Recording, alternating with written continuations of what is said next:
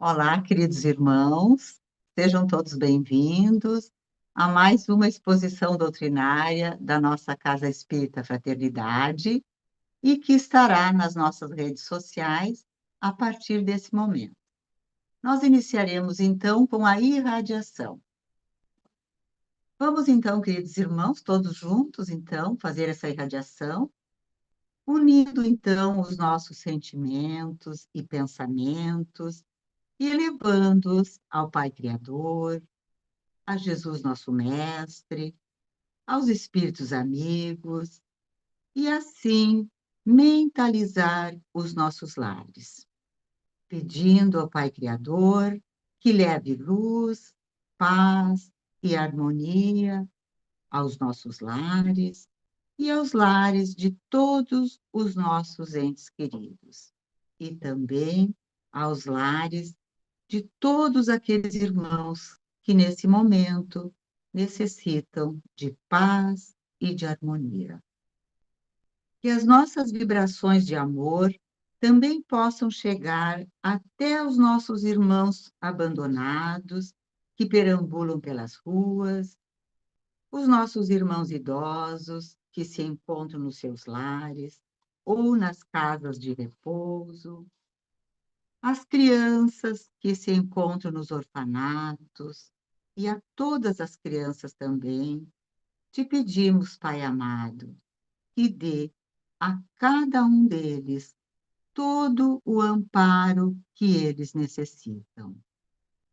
Que o amparo também se faça a todos aqueles irmãos que passam pela provação da doença, aos trabalhadores da saúde, que necessitam de força e de coragem para seguir em frente, aos governantes, que tenham sabedoria e equilíbrio no desempenho de suas funções, aos irmãos que estão nas penitenciárias, para que tenham forças para reparar os erros cometidos, aos irmãos suicidas, para que sejam consolados, aos irmãos desencarnados, para que recebam luz e esclarecimento, aos obsediados e obsessores, para que se perdoem mutuamente.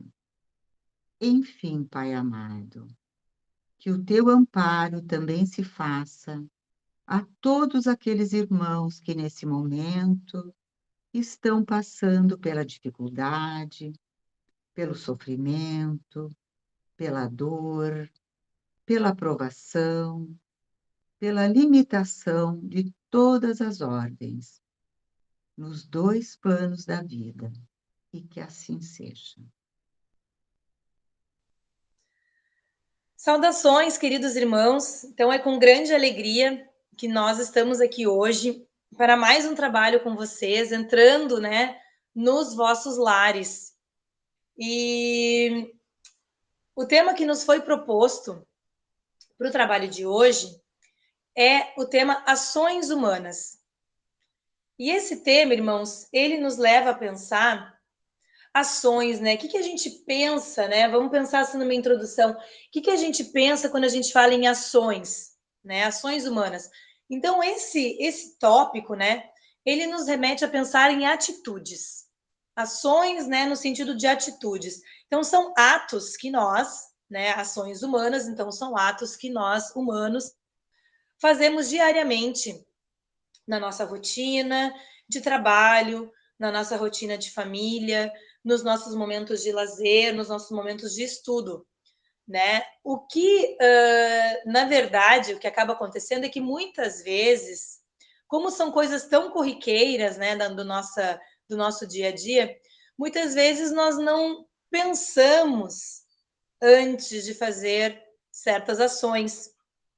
Ou então, nós não pensamos em como aquela ação ocorreu, ou então nós não pensamos, nós esquecemos de pensar no impacto que certas ações nossas terão na minha própria existência, ou então na existência, né, na vida do meu irmão. Então, muitas vezes, nós esquecemos de fazer certas perguntas para nós mesmos.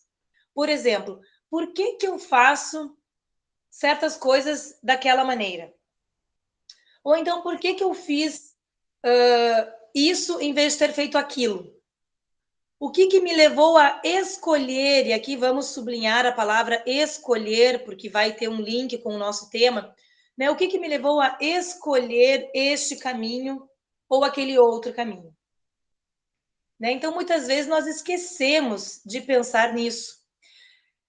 Antes de fazer as coisas, ou por que que eu fiz aquilo, a gente faz e pronto, né? E se dá um problema lá na frente, aí é que eu vou parar para pensar em vez de ter pensado antes. Então, essa questão da escolha das nossas atitudes, ela tem muito a ver, meus irmãos, com o conceito de livre-arbítrio. E o livre-arbítrio, né, nós que acreditamos nessa doutrina tão maravilhosa, nós sabemos que ele é um assunto muito recorrente, né? Então, o que que é o livre-arbítrio? Ele é a faculdade que permite a nós, homens, edificar conscientemente o nosso próprio destino. E isso vai nos possibilitar a escolha na nossa trajetória ascensional do caminho que nós desejarmos. E quem nos traz esse conceito é o Martins Peralva. E ele acrescenta ainda que o livre-arbítrio ele vai se expandindo de acordo com o nosso crescimento espiritual. E isso a gente vai trabalhar um pouquinho mais adiante também. Como assim que ele se expande? Ele se modifica? Ele não é um conceito fixo, rígido, né? Como assim? Então, nós vamos ver um pouquinho mais lá na frente. Então, trabalhando um pouquinho esse conceito do livre-arbítrio, irmãos, vale notar que em um grau ou outro, nós sempre teremos este livre-arbítrio. E ele vai ser de nossa inteira responsabilidade, porque como eu falei, né, na fala anterior, né, é uma escolha. Nós escolhemos as nossas atitudes, nós escolhemos o caminho A ou o caminho B. Então, se o livre-arbítrio ele está relacionado ao nosso grau evolutivo, é justo dizer, né, que nós gozamos de uma liberdade relativa nas nossas decisões. Então, o nosso livre-arbítrio, ele não pode ser encarado como um conceito rígido, um conceito fixo. Porque se nós tivéssemos plena e total liberdade de tudo aquilo que fizemos, de tudo aquilo que podemos fazer, aqueles espíritos que têm um grau de evolução menor, né, se eles pudessem desfrutar de uma completa e total liberdade, eles poderiam causar qualquer tipo de dano aos seus semelhantes. Eles poderiam atingir qualquer um dos seus irmãos. E se fosse assim, onde é que estaria, né, irmãos, a bondade e a justiça divina? Então é tudo muito organizado, é tudo muito programado, né? A gente vai ganhando certas liberdades conforme nós conseguimos conquistar certas liberdades. Senão seria tudo muito fácil, né? Então tem que ter um mérito de nossa parte para poder ganhar mais confiança, vamos por assim dizer. Então, quanto mais evoluído o ser, mais amplo será o seu livre-arbítrio. Maior será o seu direito de fazer escolhas, porque ele vai ter um entendimento diferente. Então, o livre-arbítrio e a responsabilidade individual, eles vão se desenvolver simultaneamente no aprendizado humano. Então, mais livre-arbítrio, mais responsabilidade. Então, mais eu vou precisar responder pelas consequências dos meus atos, porque eu vou poder escolher mais, então nada mais justo. E aqui, irmãos, também nós podemos pensar assim, bom, se nós temos diferentes graus, né, de livre-arbítrio, existe uma forma, será que existe, irmãos, uma forma de classificar esse livre-arbítrio? E eu acredito, né, que sim, que a gente pode ter uma certa classificação até para facilitar o nosso entendimento. Então, assim, um homem de evolução mais primária, um espírito, né, mais assim, primário, ele vai ter um livre-arbítrio mais limitado, mais restrito, porque o grau de entendimento dele também vai ser mais restrito. Então, fazendo uma analogia aqui, usando um exemplo, né, irmãos, é como aquele ser que cometeu algum crime contra a sociedade em que ele está inserido, e ele precisa ficar recluso por um tempo porque ele está em falta com esta sociedade. E por isso ele deve se submeter às leis, né, daquele local onde ele está inserido. A sua confiança nesse ser. E para ele ser digno novamente de confiança, ele precisa, né, pagar pelas suas falhas, pagar por aquilo de errado que ele cometeu.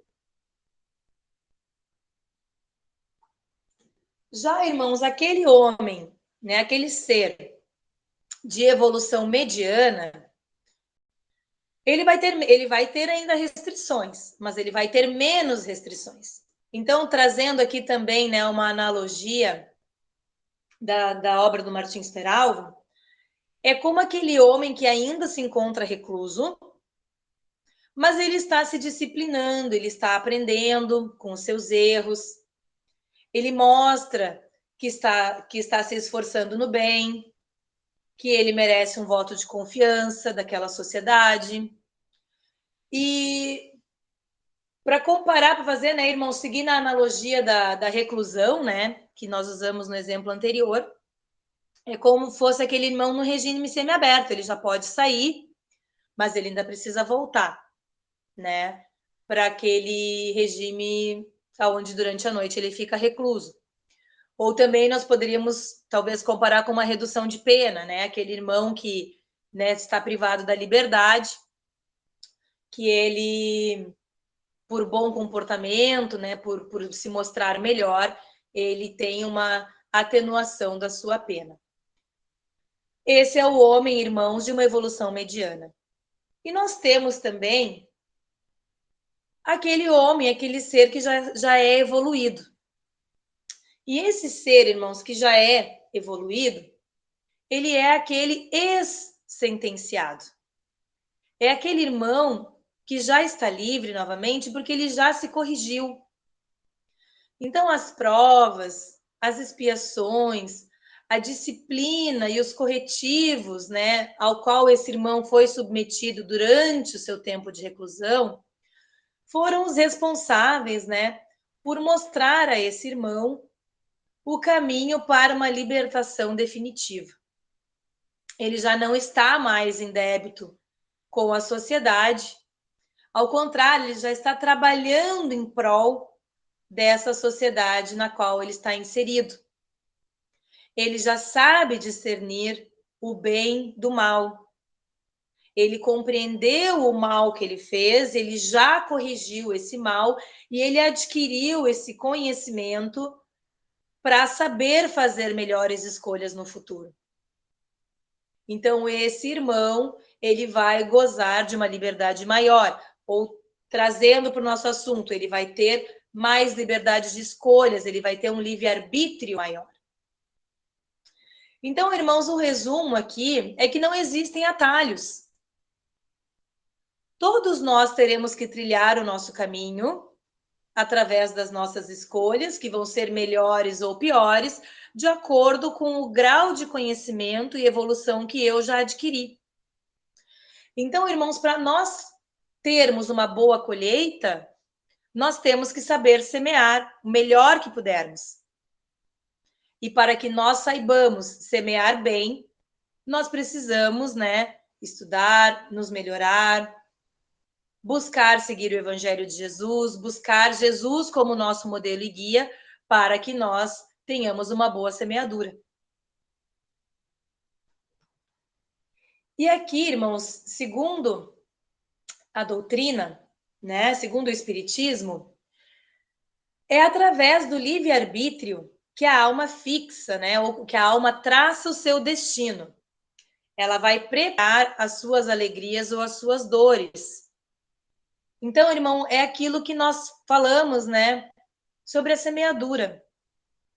Se eu faço o bem aqui na minha vida terrena, encarnada, nessa minha provação, né, nessa minha oportunidade reencarnatória, eu vou colher bons frutos.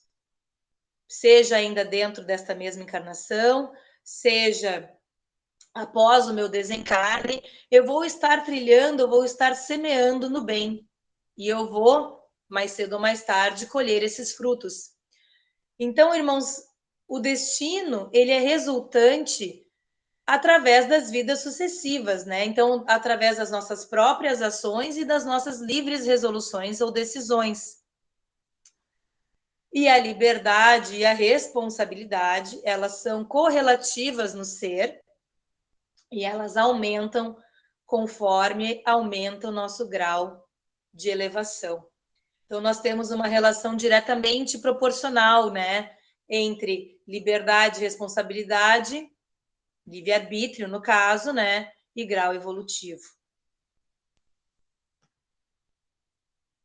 Então, irmãos, o livre-arbítrio, o que ele nos permite, né? Ele nos permite, por exemplo, traçar o nosso planejamento reencarnatório. Como assim? Quando um espírito, antes de reencarnar, ele traça esse seu planejamento com as suas respectivas provas, o que ele está fazendo? Ele está usando do seu livre-arbítrio, né, com situações e problemas do pretérito, planejando, né, no seu reencarne, para o seu futuro, resolver essas questões. Então, ele escolhe, né, claro, com o auxílio do plano espiritual responsável, né, pelas reencarnações, pelos planejamentos reencarnatórios, mas ele vai escolher por quais provas ele vai passar. E aonde está o auxílio, né, dos espíritos benfeitores, é que nós consigamos traçar um plano reencarnatório passível de ser seguido, né, para que nós, vamos dizer assim, não corramos de dar o passo maior que a perna, e que, porventura, né, percamos o nosso rumo naquela existência. Assim como, irmãos, o livre-arbítrio nos permite que, quando já reencarnados, junto à nossa família, junto ao nosso ambiente, ao nosso meio social, diante essas provas escolhidas, nós vamos criando, né, o nosso quadro de resgates para o futuro. E quando essas provas nos chegarem, nós vamos também ter condições, né? Nós vamos saber como agir diante dessas provas. Porque no momento em que eu reencarno com o véu do esquecimento, né, o nome já diz, eu esqueço o que estava no meu planejamento reencarnatório, e aí vai chegar aquela aprovação no meu caminho, e eu vou escolher como agir diante dela. Eu vou me revoltar diante daquilo que eu mesmo escolhi como provação, eu vou saber ser resignado e aceitar aquela aprovação e passar por ela, né, contornar esse problema da melhor forma. Como eu vou agir?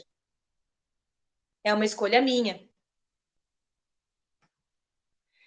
E também aqui, irmãos, o Leon Denis nos traz sobre o livre-arbítrio o seguinte: o primeiro uso que o homem fizesse da liberdade absoluta seria para afastar de si as causas do sofrimento e para se assegurar desde logo uma vida de felicidade. E se nós pegarmos, irmãos, essa frase, ela não faria muito sentido, né, com os planos divinos para conosco. Porque se eu tivesse uma liberdade absoluta para afastar de mim todos os males, todas as atribulações, como é que eu conseguiria cumprir o meu planejamento reencarnatório? Como é que eu conseguiria evoluir dentro dos propósitos divinos? Dentro daquilo a que eu me propus quando eu planejei a minha próxima encarnação? Não faz sentido. Por isso, irmãos, que nós, neste momento onde nos encontramos hoje, não podemos gozar de uma liberdade absoluta, porque certamente a primeira coisa que nós faríamos é vamos tirar todos os obstáculos dos nossos caminhos. Ou não? Com certeza, vários de nós aqui faríamos isso. Então, será que faria sentido ter um livre-arbítrio absoluto neste momento, irmãos? neste momento evolutivo de agora, onde nós estamos agora, será que nós saberíamos fazer um bom uso dele? Será que nós já somos assim tão evoluídos para ter um livre-arbítrio absoluto? Eu creio que se nós fôssemos tão evoluídos assim, nós não estaríamos habitando neste planeta de provas e expiações. Então, Deus e a justiça, né, divina são muito sábios quando regulam até onde pode ir a nossa liberdade. Então, o homem, sim, ele está subordinado a um livre-arbítrio relativo. Por exemplo, assim, irmãos, o homem que, porventura, segue num caminho, numa vida de crimes, sob a influência, né, oculta de um obsessor, ele também vai ser responsável perante as leis divinas porque ele cedeu às insinuações, à influenciação cruel daquela entidade, né, que lhe armou o braço. Por que, irmãos, que ele também vai? Ah, mas ele estava obsediado. Não foi ele, né? Ele estava sendo intuído, ele estava sendo influenciado. Mas e quem foi que se deixou, né? Se deixou influenciar? Aquele irmão, ele poderia ter resistido a este assédio mental desse espírito. Porque Deus nos deu as ferramentas para isso. Orai e vigiai, para conseguir resistir, né, a essas influenciações. É a mesma situação, irmãos, daquele que bebe e dirige e acaba provocando um acidente. Ele, obviamente, não tinha intenção de provocar um acidente, mas ele escolheu ingerir bebida alcoólica antes de dirigir. Então, irmãos, são escolhas, nós escolhemos. E nós não podemos culpar outras pessoas, ou a vida, ou a situação pelas nossas escolhas. Então, irmãos, a responsabilidade, ela pode não ter a mesma dimensão para todos os homens e nem para todos os atos. Cada caso realmente é um caso. Se deve avaliar individualmente. E a justiça divina, ela sabe fazer as devidas diferenciações de acordo com aquilo que Jesus nos diz. Para aquele que mais recebeu, mais será exigido. Então, quanto eu mais me instruo, quanto mais eu evoluo, eu tenho mais livre-arbítrio, mas isso vai me trazer mais responsabilidades também.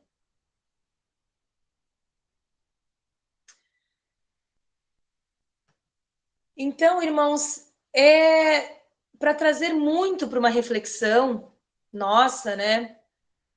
Como nós estamos gozando da nossa liberdade, né? Como nós estamos, aonde nós estamos basando as nossas atitudes? Será que nós estamos fazendo um bom uso do nosso livre-arbítrio? Será que eu estou pensando realmente em todas as consequências que esse ou aquele ato que eu fizer vão ter, ou que tipo de impacto vai ter na vida do meu irmão? Porque muitas vezes nós não fazemos isso, né? A gente vai lá e faz, e quando vê, já fez. E às vezes nós fizemos bem, e às vezes nós não fizemos tão bem. Quando nós não fizemos tão bem, cabe a nós perceber isso, né? E tentar, né, corrigir o erro ou pedir perdão ao nosso irmão. E ter essa percepção de que nós fizemos alguma coisa não tão legal é o primeiro passo, né? O problema é quando nós sequer nos damos conta disso. Aí, né, nós precisamos, né, trabalhar um pouquinho mais. E se a minha atitude teve um impacto na vida do meu irmão que não foi tão positivo, e isso teve uma consequência, cabe a mim assumir a responsabilidade. E aqui nós vamos entrar na obra Renovando Atitudes, né? Onde faz assim, diz assim: assumir total responsabilidade por todas as coisas que acontecem na nossa vida, incluindo sentimentos e emoções, então, né, não só atitudes, é um passo decisivo em direção à nossa maturidade e ao nosso crescimento interior. Então, nós, irmãos, nós temos, né, infelizmente, a tendência, muitos de nós, de sempre acusar o outro, ou de acusar a vida, ou de acusar o mundo, ou de acusar a Deus, em vez de fazermos uma autoanálise, uma autorreflexão. Nós acabamos por nos colocar, muitas vezes, na posição de vítimas, quando, em grande parte dos casos, nós não somos vítimas porque fomos nós que escolhemos. Vítima é aquele irmão que, porventura, eu magoei ou eu prejudiquei, não nós. E isso, irmãos, a gente pode até usar como exemplo, né? No passado, lá na Idade Antiga, quando, se nós pegarmos ali como exemplo a Grécia, o Egito, né? Religiões que, desculpe, países, né? Regiões que eram politeístas, que se culpavam os deuses, né, irmãos? Ah, a colheita não foi boa esse ano. Ah, foi culpa, os deuses estavam irados. Ah, está chovendo por muitas semanas, não tem um dia de sol. Ah, o Deus Sol, né? Lá do Egito, o Deus Sol está irado conosco, é culpa do Deus. Né? Então, assim, é uma coisa que nos remonta já de muitos séculos, né, passados, culpar alguém, né? Em vez de olharmos, né, para nós mesmos. Então, nós, as pessoas, né, que acreditam ser vítimas da fatalidade, elas seguem, irmãos, apontando o mundo exterior como o culpado, né, dos seus infortúnios, dos seus azares, né, em vez de assumir as responsabilidades. E aqui, irmãos, eu lembro que muitos anos atrás, né, existia uma propaganda de televisão, era um cursinho pré-vestibular, se eu não me engano, ou uma faculdade, uma coisa assim, que dizia uma coisa muito certa. No slogan dele era: você é o resultado das suas escolhas. Né? Claro, ele falando ali, né, da escolha do preparatório pré-vestibular ou da faculdade, enfim, que o candidato iria escolher, né? Mas é muito certo, né, irmãos? Porque nós, como estamos aqui hoje, nós somos, né, o resultado de todas as escolhas que nós fizemos no passado. Seja se eu tenho sucesso no meu trabalho, seja se eu tenho sucesso na minha vida familiar, seja se eu não tenho sucesso, se eu fiz talvez escolhas menos inteligentes ou menos não pensei tanto, né, antes de fazer certas escolhas, eu vou ter um caminho talvez mais difícil ou um caminho de menos sucesso, né? Porque eu sou o resultado daquilo que eu escolho. Se eu vou na frente de um espelho, né, e eu vejo o meu reflexo, o que eu vejo? Eu sou o reflexo das coisas que eu escolhi. Então, irmãos, nós somos os arquitetos do nosso destino. Seja para aquilo que eu escolho no bem, seja para aquilo que eu escolho em algo que não é tão bom. Então, irmãos, as nossas ações do passado, elas determinam o nosso presente, e este presente, por sua vez, vai determinar o nosso futuro. E é justamente por isso, irmãos, que algumas afirmações que nós dizemos ou que nós ouvimos não fazem sentido. Como, por exemplo, assim, eu não merecia passar por isso. Quantas vezes, né, irmãos, nós escutamos isso ou nós dizemos isso? Ou, ai, a vida é tão injusta comigo. Eu sou uma pessoa tão boa, por que a vida é tão injusta? Será que eu sou realmente uma pessoa tão boa? Será que eu não precisava passar exatamente por aquilo? Será que eu não escolhi para mim mesmo determinada situação quando eu estava fazendo meu planejamento reencarnatório?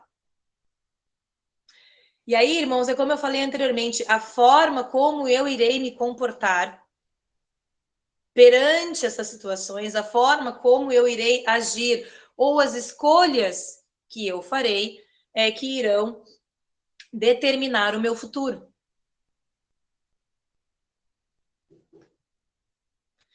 Nós devemos, né, irmãos, na verdade, assumir o controle das nossas vidas e sair desse posicionamento que nós, às vezes, até involuntariamente, né, nos colocamos como vítimas do destino. Vítima do destino é aquela pessoa que não escolhe. É aquela pessoa que tem outra pessoa escolhendo por ela e ela não tem a menor chance. Então, quando no momento em que nós escolhemos e nós assumimos o controle das nossas vidas, nós não somos mais vítimas. Nós somos os autores, nós somos os arquitetos do nosso destino. Então, em vez de atribuirmos aos outros os nossos fracassos, nós precisamos nos lembrar que as vicissitudes da vida têm uma causa. E uma vez que Deus é justo, esta causa também é justa, irmãos.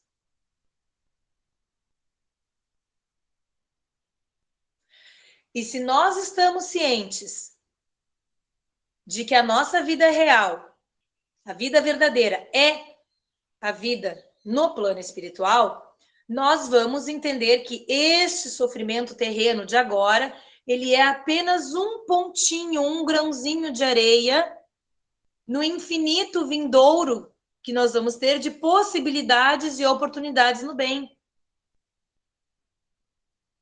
E isso, irmãos, vai fazer, esse entendimento vai fazer que nós rompamos esse ciclo de vitimismo e que nós consigamos, a partir de então, desse entendimento, tomar as rédeas da nossa vida e fazer escolhas melhores para nós mesmos. Então, irmãos, encaminhando para as conclusões do nosso estudo de hoje, o que nós conseguimos entender, então?